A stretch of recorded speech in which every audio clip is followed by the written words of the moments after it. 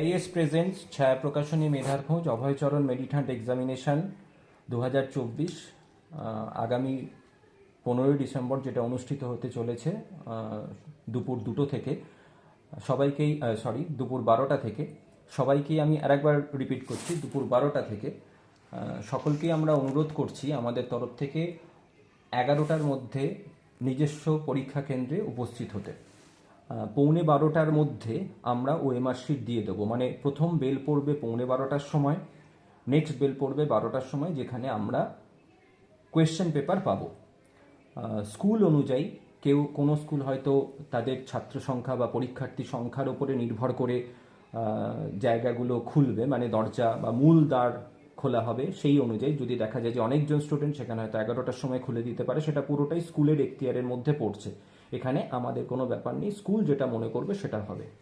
আমাদের তরফ থেকে যেটা বলার, যে বিভিন্ন স্টুডেন্টদেরই এটা জানার ব্যাপার থাকে যে আমরা কিভাবে যাব, কি কি থাকবে আমাদের কাছে এটা বলার, যেহেতু স্কুলের নাম জড়িয়ে রয়েছে, মানে নিজের স্কুলকে প্রতিনিধিত্ব করার একটা জায়গা রয়েছে, সেখানে নিজের স্কুলের ড্রেস পরে যাওয়াটাই যুক্তিযুক্ত, শোভনীয়, ম্যান্ডেটারি নয়, বাধ্যতামূলক নয়, কিন্তু যুক্তিযুক্ত।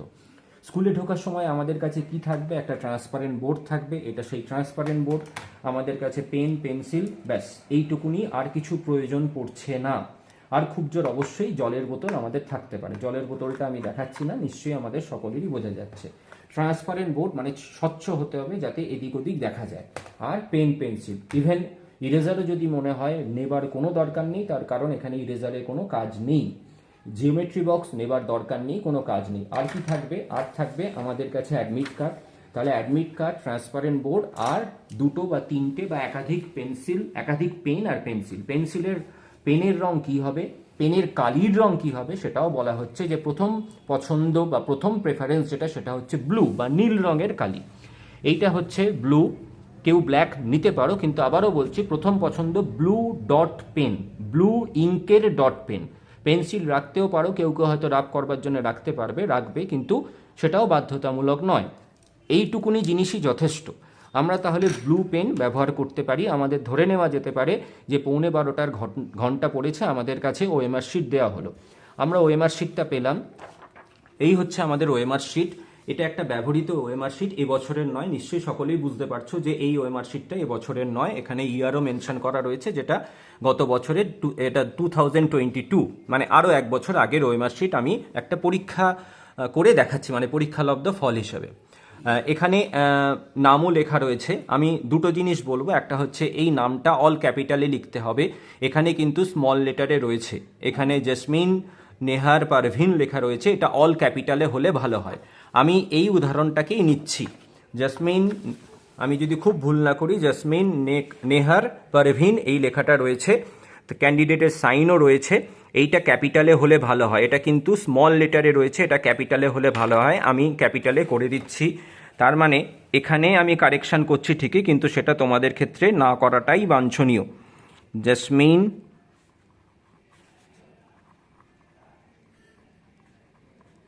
নেহার পারভিন, আমি আর পুরোটা দেখালাম না। এটা হচ্ছে সাইন, আমি সাইনটা করে রাখবো। ইনভিজিলেটর এসে পরে সাইন করবেন, বা ইনভিজিলেটরের সামনেও সাইন করাটা যুক্তিযুক্ত, বা সেটাও করা যেতে পারে। সাইন আমি আগে করার থেকে ইনভিজিলেটরের সামনে সাইন করাটাই ভালো। এইবার যে জিনিসটা দেখার, যেটা সব থেকে গুরুত্বপূর্ণ, সেটা হচ্ছে আমার রোল নাম্বার। ধরে নিই আমার রোল নাম্বার, এখানে যে ক্যান্ডিডেট ছিল, আমি একটা পরীক্ষালব্ধ ফল হিসেবে এটাকে নিচ্ছি, এই ক্যান্ডিডেটের হয়তো অস্তিত্বও ছিল না। যাই হোক, আমি একটা পরীক্ষালব্ধ ফল বা একটা উদাহরণস্বরূপ আমি একটা নিতে চাইছি। এখানে ক্যান্ডিডেটের রোল নাম্বার প্রথমে সে ভুল লিখেছিল, তা আমরা ধরে নিচ্ছি। হ্যাঁ, যে কথাটা বলছিলাম, যে আমাদের রোল নাম্বার এখানে যেটা ক্যান্ডিডেট লিখেছে, ধরে নিই আমি ক্যান্ডিডেট, আমি এখানে রোল নাম্বারটা ভুল করে লিখে ফেলেছিলাম, সেই কারণে কারেকশন করা হয়েছে। আমরা আবারও বলছি, আমরা অত্যন্ত মানে সচেতন থাকবো, সজাগ থাকবো, যাতে কোনোভাবে রোল নাম্বার ভুল আমরা না লিখি। শুধুমাত্র এইটুকুনি জায়গা আমাদের সব থেকে বেশি সচেতনতা অবলম্বন করতে হবে, কারণ এইটুকুনি জায়গা ভুল হয়ে গেলে আমাদের পরীক্ষাপত্র বা ওএমআর শিটটা রিজেক্ট হয়ে যেতে পারে, ক্যান্সেল হয়ে যেতে পারে। সেটা সকলের কাছে মনে রাখাটা দরকার। আর একটা ওএমআর শিট যদি দেখা যায় যে ভুল হচ্ছে, কাউকেই ওএমআর শিট, দ্বিতীয় ওএমআর শিট প্রোভাইড করা হবে না, তাকে দেওয়া হবে না, যদি না ওএমআর শিটের নিজস্ব কোনো ত্রুটি থাকে, মানে ওএমআর শিটের নিজস্ব কোনো প্রিন্টিং মিস্টেক থাকে, এবং সেটাও আমরা প্রত্যেকটা ওএমআর চেক করে নিয়েছি, এরকম কোনো জিনিস থাকবে না। আমরা ফিরে আসি আমাদের রোল নাম্বার লেখার জায়গায়। এখানে যেটা রোল নাম্বার রয়েছে 220663, 220663, তার মানে এই যে রোল নাম্বারটা রয়েছে, এই রোল নাম্বারটা আমাদের কিভাবে লিখতে হবে আমরা দেখে নেবার চেষ্টা করি। এখানে রোল নাম্বার যেটা রয়েছে, তাহলে আমি 2 লিখলাম। 2টা কি করে লিখবো, এখানে দেখা যাক 1 2 3 4 5 6 7 8 9 10 এইভাবে রয়েছে জিনিসগুলো, নিশ্চয়ই সকলে আমরা বুঝতে পারছি। এইবার কথা হচ্ছে যে এখানে তাহলে 2 রয়েছে, যেহেতু 2 এর ঘরটাকে আমরা ব্লক করব, যেটা এখানে ব্লক করা রয়েছে। এখানে প্রথমে অন্য রোল নাম্বার লিখেছিল বলে এখানে 6 করে রাখা রয়েছে, কিন্তু এটা ভুল।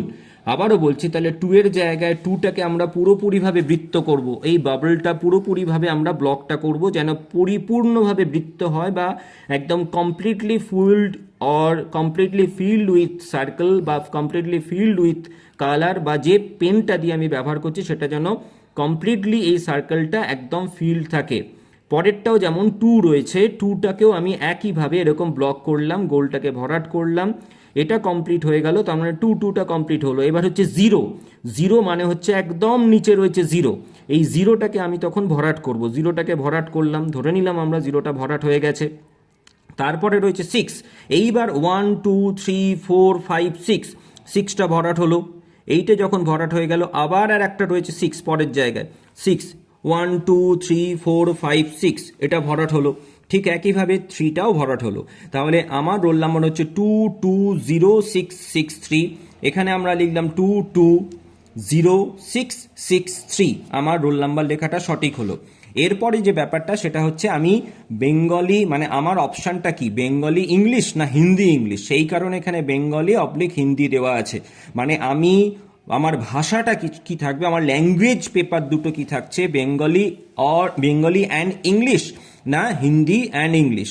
এখানে বেঙ্গলি অ্যান্ড ইংলিশ তার থাকছে, সেই কারণে বেঙ্গলিতে সে গোল করেছে। এখানে আমরা একটা জিনিস করে দিতে পারি, এই বিটা ক্যাপিটাল লেটারে লিখে দিতে পারি, এই বিটা ক্যাপিটাল লেটারে লিখে দেবো। আর যদি হিন্দি থাকে তাহলে এইচটা ক্যাপিটাল লেটারে লিখে এখানটাকে ভরাট করে দেবো। এখানে নাম, এখানে পরিষ্কারভাবে এই কথাগুলোই, আমি যে কথাগুলো বললাম সেই কথাগুলোই এখানে পরিষ্কারভাবে লিখে দেওয়া আছে। এবার আমাদের কোয়েশ্চেন পেপার 12টার সময় ঠিক দিল, আমরা কোয়েশ্চেন পেপারটা নিলাম। এই হচ্ছে আমাদের কোয়েশ্চেন পেপার, এটা 2022-এরই একটা কোয়েশ্চেন পেপার। কোয়েশ্চেন পেপারটা ঠিক একই রকমের দেখতে হবে, কোয়েশ্চেন পেপারেও সব কিছু জিনিস লেখা থাকবে। কোয়েশ্চেন পেপারটায় আমরা এখানে আমাদের নিজের নামটা লিখে নেব, যে নামটা রয়েছে এখানে সেই নামটা আমরা লিখে নিল। ধরে নিচ্ছি আমার নাম XYZ, আমি নামটা লিখে নিলাম। আইডি নাম্বারটা মানেই হচ্ছে এখানে রোল নাম্বারটা, আমার রোল নাম্বার যেটা সেটা আমরা লিখে নিলাম এখানে। ধরে নিচ্ছি 1 2 3 4 এরকম একটা কিছু রোল নাম্বার, জাস্ট আমি উদাহরণস্বরূপ দেখাচ্ছি। এইটা দেখালাম, আমি সবটা পড়ে নেব, দেখে নেব। আমরা যেটুকুনি করলাম আশা করি সবটাই আমরা বুঝতে পারবো। এইটা বোঝো, তাহলে XYZ আমার নাম হলো, আমার আইডি নাম্বার হলো 1 2 3 4, মানে আমার রোল নাম্বারই। আমি জাস্ট একটা উদাহরণ দেখালাম। এই আমার প্রথম পৃষ্ঠা। দ্বিতীয় পৃষ্ঠা, এখানে একটা সাদা পৃষ্ঠা পাবো আমি রাফ এখানেও করতে পারি, যদি অঙ্ক করার ক্ষেত্রে প্রয়োজন হয় রাফ আমি এখানেও করতে পারি। এই হচ্ছে আমার প্রশ্নপত্র শুরু হলো। কোয়েশ্চেন নাম্বার 1, এখানে বাংলা স্বরবর্ণ মালায় মোট কটি বর্ণ রয়েছে, এরকম একটা কোয়েশ্চেন রয়েছে। এরকমভাবে এখানে প্রত্যেকটা কোয়েশ্চেন, প্রথমে বাংলা, এখানে বাংলা ভাষা বলে এর আর কোনো ইংরাজি কোয়েশ্চেন নেই। এইটা বাংলা হয়ে যাওয়ার পর এটা ইংরাজি ভাষার কোয়েশ্চেন, ইংরাজি ভাষার কোয়েশ্চেনও ঠিক একইভাবে, মানে এটা বাংলাতেই রয়েছে। বাংলার পরই, বাংলা কোথায় শেষ হচ্ছে, 15 নম্বর, বাংলা 15 নম্বরে শেষ হচ্ছে, বাংলার পরই হিন্দি। আমরা যে কথাটা বলেছিলাম বাংলা এবং ইংলিশ, অথবা হিন্দি অথবা ইংলিশ, হিন্দি অ্যান্ড ইংলিশ, আবার বলছি বাংলা এবং ইংলিশ অথবা হিন্দি এবং ইংলিশ, এই হচ্ছে দুটো, যে কোনো একটা চয়েস আমাকে নিতে হবে। আমি যদি বাংলা নিয়ে থাকি তাহলে বাংলা আনসারগুলো করব, হিন্দি নিয়ে থাকলে আমার হিন্দি থেকে শুরু হবে। তার মানে আমি যদি ভুল করে বা আমি যদি কোনোভাবে বাংলা হিন্দি দুটোই উত্তর করতে চাই, এখানে কিন্তু কোয়েশ্চেন নাম্বার 1 2 3 4, মানে একবারই কোয়েশ্চেন নাম্বার 1 2 3 4 5 6 7 8 করে 15 পর্যন্ত রয়েছে। এখানে কিন্তু দ্বিতীয়বার 1 থেকে 15 পর্যন্ত নেই, তার মানে কেউ যদি ভুলও করে তার ভুল করবার জায়গাটাও নেই, এটাও বলে রাখা হলো। তাহলে বাংলা হলো, হিন্দি হলো। এবার ইংলিশ যখন আসছে, ইংলিশটা পুরোটা হিন্দি হয়ে গেল। ইংলিশ শুরু হবে 16 থেকে, কারণ প্রতিটা বিষয়ে 15টা করে কোয়েশ্চেন রয়েছে। ইংলিশ হলো 16 থেকে, 16, 17 এরকম করতে করতে হিন্দি গেল। তারপরে দেখা গেল এই যে 31 থেকে শুরু হলো পদার্থবিদ্যা বা ফিজিক্স বা পদার্থবিজ্ঞান, ভৌতবিজ্ঞান, যেভাবেই বলা হোক না কেন। ভৌতবিজ্ঞানটা আমরা বলবো না, তার কারণ ফিজিক্স আর কেমিস্ট্রি দুটো আলাদাভাবে আমরা ভাগ করে দিয়েছি।